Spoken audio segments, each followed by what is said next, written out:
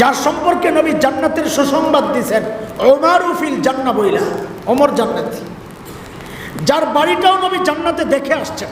নবী যখন জান্নাতে ঘুরতে গেছেন মেরাজের সময়, তো দেখছেন ওমরের বাড়িটা। দুনিয়ায় এসে নবী বিবরণ দিচ্ছেন যখন, তখন বলতেছিলেন, আমি ওমরের বাড়িটা দেখছি, কি যে সুন্দর বাড়ি ওমরের।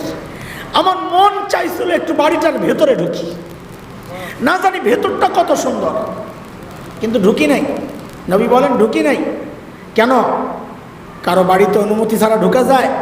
ওমর যদি মাইন্ড করে, আয় আল্লাহ কথা শুই না, হযরত ওমর তো বাচ্চাদের মতো হাউমাউ করে কান্না শুরু করছেন, আবিকা গিরতু ইয়া রাসূলুল্লাহ, আপনার সাথে আমার আত্মমর্যাদা বোধ।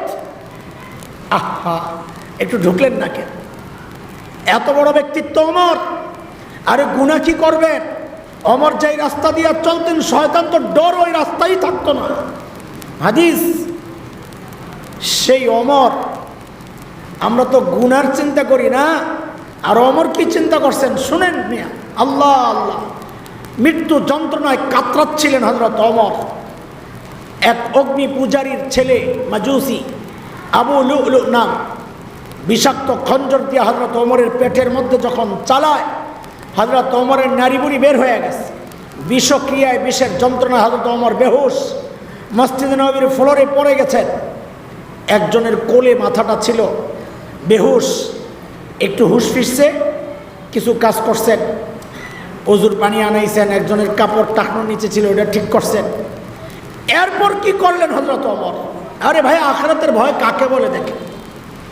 এত বড় ব্যক্তিত্ব ওমর, এরপর কি করলেন? নিজের মাথাটারে নিয়ে মসজিদে নববীর ফ্লোরে রাখছেন।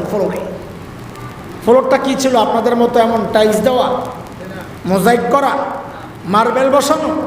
কি ছিল? আরে বলেন, মসজিদে নববীর ফ্লোর তখন কি ছিল? মাটি, বালু মাটি হয়তো। ওই মাটির মধ্যে নিয়ে হযরত ওমর নিজের চেহারাটা রাখছেন, মাথা রাখছেন। রেখে কি করছেন? আহা, গালটারে মাটির সাথে এইভাবে ঘষতেছিলেন আর কাঁদতেছিলেন, মাটির সাথে ঘষতেছিলেন আর কাঁদতেছিলেন, আর বলতেছিলেন, ওয়াইলুল লাকা ইয়া ওমর ইন লাম ইয়াগফির লাকা রাব্বুক। ওমর, তোমার রব যদি তোমারে ক্ষমা না করে, ওমর, তোমার জন্য ভয়ঙ্কর বিপদ কিন্তু অপেক্ষা করতেছে। কোথায় ওমর, কোথায় হাসান যাবে? আরে এমন অস্থির, এমন বেকুল তো হওয়ার কথা।